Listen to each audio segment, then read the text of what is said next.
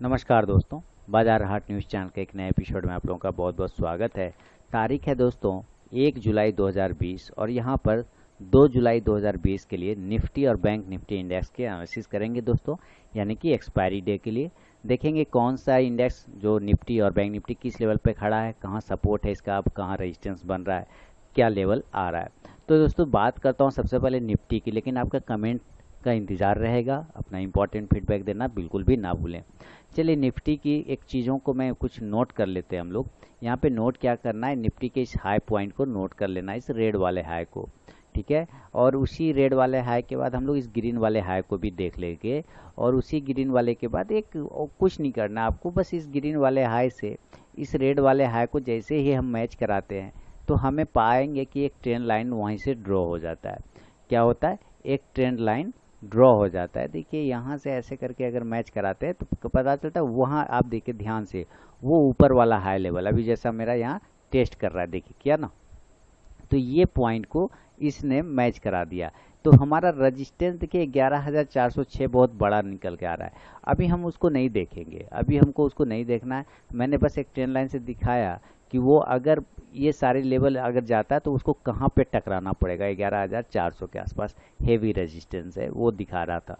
चलिए कल की बात करते हैं कि कल अगर निफ्टी को हम बाय साइड देखें, कल अगर हम लोग निफ्टी को बाय साइड देखने की कोशिश करें तो हम दोस्तों सीधी सीधी बात करेंगे कि निफ्टी को हम 10,450 के ऊपर बाय करेंगे। सीधी सी बात है, नॉर्मल कंडीशन में बाय करेंगे 10,450 यानी 10,450 के ऊपर हम लोग बाय का पोजीशन बनाएंगे।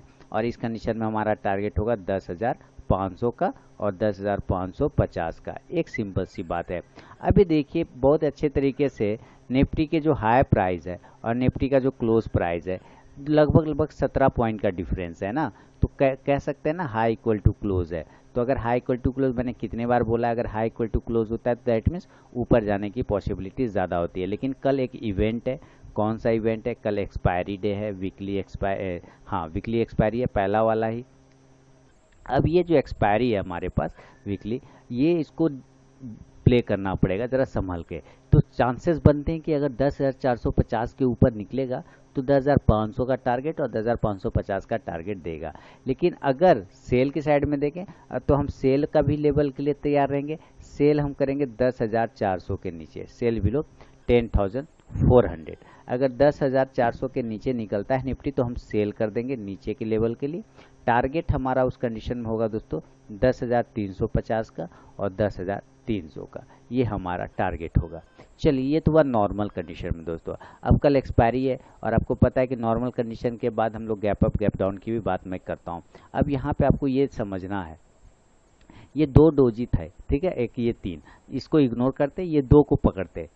इसका हाई देखिए 10,410 के आसपास में है और आज की जो क्लोज है 10,430 के आसपास में है, यानी कि इसके हाई के ऊपर ये क्लोज कर चुका है। लेकिन इस रेड कैंडल का हाई देखिए 10,400 के आसपास में। तो कुल मिला के क्या है कि निफ्टी जो है 10,400 को तो क्लेम कर चुका है, उसके ऊपर क्लोज भी कर चुका है, ये पॉजिटिव चीज़ तो दे रहा है। तो हमारा अगर गैप अप की बात करें तो इसके बाद जो रजिस्टेंस निकल के आता है वो कहाँ निकल के आता है, वो 10,500 के आसपास का निकल के आता है। नहीं तो मैं गैप अप की संभावना अगर तलाशता हूँ कि गैप अप मैं कहाँ पे कल हो सकता हूँ, तो 10,500 के आसपास मुझे नज़र आता है कि इस लेवल के आसपास मैं गैप अप होने की संभावना देख पा रहा हूँ। अगर ये डायरेक्ट 10,500 पे ओपन हो जाता है तो एक लाइन लगाइए 10,500, ठीक है, एक लाइन हम लोग 10,500 का लगाएंगे। देखिए यही कैंडल के जस्ट आसपास, इसी कैंडल के जस्ट आसपास ये 10,500 इसी लाइन के पास में, तो वहाँ से हम लोग सेल का पोजीशन बनाएंगे। 10,500 पे अगर ये डायरेक्ट ओपन होता है ना तो एक ये हेवी रेजिस्टेंस है, वहाँ पे सस्टेन नहीं कर पा रहा है, ये आप देख रहे हैं। तो अगर ये 10,500 के पास डायरेक्ट ओपन होता है तो हम वेट करके क्या करेंगे, सेल का पोजीशन बनाएंगे। सेल और वेट कैसे करेंगे, तो 10,500 पे सेल नहीं करना है आपको, आपको 10,470 के नीचे सेल करना है, ठीक है। सेल बिलो 10,470, 10,470 के नीचे सेल का लेवल बनाएंगे। और टारगेट उस कंडीशन में दोस्तों हमारा फर्स्ट टारगेट होगा ये जो क्लोजिंग प्राइस है आज का, वो टारगेट 10,430 का फर्स्ट टारगेट होगा और सेकंड टारगेट होगा 10,400 का। ये आपको लेवल ध्यान में रखना है। लेकिन अगर ये 10,000 500 के पास ओपन होके गैप अप नीचे नहीं आके ऊपर चला जाता है तो हम क्या करेंगे? तो फिर हम बाय का पोजीशन के लिए देखेंगे, लेकिन हम बाय का पोजीशन कहाँ करेंगे? Buy above 10,530, 10,530। अगर ये गैप अप 10,500 पे ओपन होता है और ब्रेक करता है 10,530 को ऊपर की साइड में, तभी हम बाय का पोजीशन बनाएंगे। लेकिन गैप अप में कंडीशन है कि आपको कैंडल ऐसे डायरेक्ट ऐसे नहीं गैप 10,500 पे समझा देता हूँ, 10,500 पे ओपन हुआ और एक ही कैंडल में 10,530 ऐसे जाएगा तो हम नहीं करेंगे। हमें रुक के जाना है। रुक के जाना का मतलब है ये 10,500 पे ओपन हुआ, 10,520, 10,530, 40, फिर नीचे आया, फिर ऐसे ऊपर गया, तब हम यहाँ पे पोजीशन बनाते हैं। ठीक है, समझ में आ गया? तो 10,530, 40 के ऊपर निकलेगा, हम बाय का पोजीशन बनाएंगे। टारगेट हमारा उस कंडीशन में 10,600 के आसपास का आपको मिल सकता है गैप अप ओपन होने के बाद। बाय और सेल की चीज़ें आपको मैंने यहाँ पे समझा दिया। मैं गैप डाउन भी अगर देखना चाहूँ तो गैप डाउन किस लेवल पे ओपन हो सकता है? देखिए 10,430 पे क्लोजिंग है, तो हमारा अब इम्पोर्टेंट सपोर्ट कौन सा बन गया? 10,300 बना कि नहीं उसके नीचे? या अगर आप 10,300 नहीं भी देखेंगे तो उसके नीचे एक और इम्पोर्टेंट सपोर्ट है, वो है 10,350 का। तो गैप डाउन की संभावना अगर मैं तलाशता हूँ गैप अप के बाद गैप डाउन की संभावना, तो वो 10,350 के आसपास में ओपन हो सकता है। चलिए हम लोग एक लाइन लगाते हैं 10,350 पर। इसी लाइन को मैं यहाँ से हटा देता हूँ। 10,350 पे एक लाइन लगा। जैसे ही 10,350 पे लाइन लगा, पता चला इस कैंडल का कहीं ना कहीं वो रेजिस्टेंस है ना, और साथ ही इस कैंडल ने यहाँ पे होल्ड भी नहीं कर पाया, गिर गया। साथ ही इस कैंडल का ओपनिंग प्राइस आ रहा है, आप देख रहे हैं इस कैंडल का ओपनिंग प्राइस आ रहा है, साथ ही आप देखेंगे इस कैंडल का हाई प्राइस आ रहा है। तो कुल मिला के बहुत सारी चीज़ें हैं जो 10,350 के आसपास में हो रहा है। तो अगर डायरेक्ट 10,350 के पास में ओपन होता है तो क्या डिसीजन बनता है? कोई डिसीजन नहीं बनता है। यहाँ पे भी वेट करना, क्योंकि ये लेवल पे कोई डिसीजन नहीं बनेगा। डिसीजन इसके ऊपर या नीचे। हम बाय का पोजीशन कब बनाएंगे? जब ये 10,400 को ब्रेक करेगा तो हम बाय का पोजीशन बनाएंगे। गैप डाउन में 10,350 के पास ओपन होगा, हम बाय का पोजीशन 10,400 के ऊपर बनाएंगे। टारगेट 10,430 और 10,480 के आसपास में हो सकता है। ठीक है, लेकिन हमें पोजीशन 10,400 के ऊपर बनाना होगा। 10,350 पे ओपन होगा, होने दीजिए, कोई टेंशन नहीं। पोजीशन हम 10,400 के ऊपर बनाएंगे बाय का। और इसी तरह सेल की बात करें तो 10,350 पे ओपन होता होगा, कोई टेंशन नहीं, हम सेल का पोजीशन बनाएंगे 10,300 के नीचे। अब देखिए 10,300 के नीचे आज का लो पॉइंट आप देख रहे हैं, यहीं से रिटर्न कर गया। 10,300 के आसपास है ना, 299। तो इसके नीचे जब ये कटेगा ना तो हम सेल का पोजीशन बना लेंगे और टारगेट हमारा होगा 10,250 का और 10,200 का। ये चीज़ें आपको ध्यान में रखना है दोस्तों गैप डाउन में ओपन होने के बाद।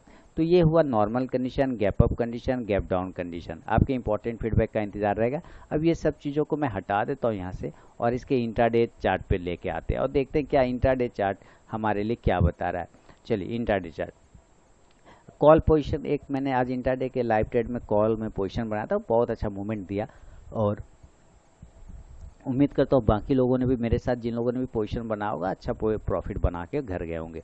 अभी देखिए पूरे दिन ये ऊपर नीचे करता रहा, लेकिन बाद में फिर ऊपर गया और एक लास्ट टाइम में अगर मैं 1-1.5 घंटे की बात करूँ, 1.5 घंटे ये एक रेंज में फंस के रह गया। ठीक है, ये एक रेंज में, तो हम बाय करेंगे इस रेंज के ऊपर में। हमारा बाय होगा 10,440 के ऊपर और टारगेट हमारा इस कंडीशन में 10,500 का होगा। ये तो आपको इंट्राडे के चार्ट पे दिखा। सेल करेंगे इसके नीचे सेल का पोजीशन। ठीक है, तो 10,400 के नीचे सेल का पोजीशन होगा और टारगेट हमारा 10,350 जो मैंने आपको पहले ही बता दिया और 10,300 का होगा। ये 15 मिनट के टाइम फ्रेम पे मैं आपको दिखाने की कोशिश कर रहा हूँ। चलिए ये चीज़ें हो गया, तो आपको गैप अप भी पता चल गया, गैप डाउन भी पता चल गया, नॉर्मल भी पता चल गया, इंट्राडे के लेवल भी आपको पता चल गया। इसके साथ ही दोस्तों इसको चेंज करते हैं और इसके बाद मैं बैंक निफ्टी का चार्ट लगाना पसंद करूँगा। देखेंगे बैंक निफ्टी किस लेवल पे खड़ा है। चलिए बैंक निफ्टी के चार्ट आ गए। अब देखिए निफ्टी से थोड़ा ज़्यादा मजबूत मुझे बैंक निफ्टी अब लग रहा है। ठीक है, क्योंकि इसका जो रेजिस्टेंस लाइन है वो कितने का रेजिस्टेंस लाइन है? वो रेजिस्टेंस है, हेवी रेजिस्टेंस है 22,000 का। और आज की अगर आप क्लोजिंग देखेंगे तो 22,000 के पास में ही है ना। एक बार तो 22,000 को ये क्लेम भी कर चुका था। तो कल अगर हम बाय करेंगे बैंक निफ्टी को, अगर हम बाय करेंगे तो कहाँ बाय करेंगे? बाय करेंगे 22,000 के ऊपर में। ठीक है, बाय एबव 22,200 22,000 के ऊपर में बाय करेंगे और टारगेट हमारा कितना होगा? 22,200 का होगा और 22,500 का हमारा टारगेट होगा, क्योंकि बिल्कुल पास में क्लोज कर रहा है, इस वजह से ये लेवल होंगे। अगर सेल करना होगा बैंक निफ्टी को, कहाँ बैंक निफ्टी को अगर सेल करना होगा तो हम किस लेवल पे सेल करेंगे, हम सेल करेंगे दोस्तों 21,850 पर, ठीक है। 21,850 के नीचे सेल करेंगे, सेल बिलो 21,850, और देन टारगेट हमारा कितना होगा, टारगेट 21,500 के आसपास का आपको यहाँ पे मिल सकता है। ये सब चीज़ देखिए, ठीक है, अच्छे खासा चल रहा है, इसको हटाइए और इसके बाद मैं इसके डायरेक्ट इंट्राडे के लेवल पे आता हूँ डायरेक्ट। चलिए अब देखिए ये बिल्कुल एक रेंज में गया है ऊपर, कैसे गया है ये देखिए, बिल्कुल एक प्राइस चैनल बनाया और उसी प्राइस चैनल के सहारे ये बिल्कुल ऊपर की तरफ चलता रहा है ना। तो इस तरह की चीज़ें जब ये ऊपर जाता है ना तो थोड़ा सा क्या होता है, संभावना हो जाता है गिरने का भी। अगर ये अपना ये जो सीढ़ी बनाते हुए ऊपर गया, ये क्या, ये स्टेयर है ना, ये सीढ़ी है, ये सीढ़ी है, तो अगर ये सीढ़ी टूट जाएगा तो टेंशन हो जाएगा इसको, तो हम इस सीढ़ी के नीचे कहीं ना कहीं बेचने की कोशिश करेंगे। इसलिए मैंने आपको क्या कहा कि सेल बिलो 21,850। अगर इस प्राइस चैनल के नीचे के लेवल को ये इंट्राडे में ब्रेक करता है 21,850 को नीचे की तरफ में, तो हम सेल का पोजीशन बनाएंगे। टारगेट हमारा आ जाएगा दोस्तों 21,600 का और 21,400 के आसपास का। बाय करना होगा तो हम इस प्राइस चैनल के ऊपर कहीं जब ये ब्रेक करेगा तो हम बाय का पोजीशन बनाएंगे, जो कि अभी मैंने आपको क्या कहा 22,000 के ऊपर। आप ज़्यादा सेफ रहेंगे अगर आप 22,100 के ऊपर पोजीशन बनाते हैं, 22,100 के ऊपर बाय का पोजीशन, तो आप ज़्यादा सेफ हैं। बाय 22,100 और देन टारगेट जो हमारा होगा उस कंडीशन में 22,300 का और 22,500 के आसपास का होगा। तो दोस्तों ये था निफ्टी और बैंक निफ्टी पे मेरा अपना व्यू। अगर वीडियो एनालिसिस पसंद आता है दोस्तों तो ज़रूर लाइक कीजिए, कमेंट सेक्शन में अपना इंपॉर्टेंट फीडबैक देना बिल्कुल ना भूलें। मैं 3 स्टॉक्स इंट्राडे के लिए जो सेलेक्ट करके देता हूँ वो लेके बहुत जल्द आ रहा हूँ। कल ध्यान रखिएगा, कल एक्सपायरी है और एक्सपायरी है, इस चीज़ को हमेशा याद रखिएगा, संभल ट्रेड करिएगा। मिलता हूँ नेक्स्ट वीडियो में, तब तक के लिए धन्यवाद।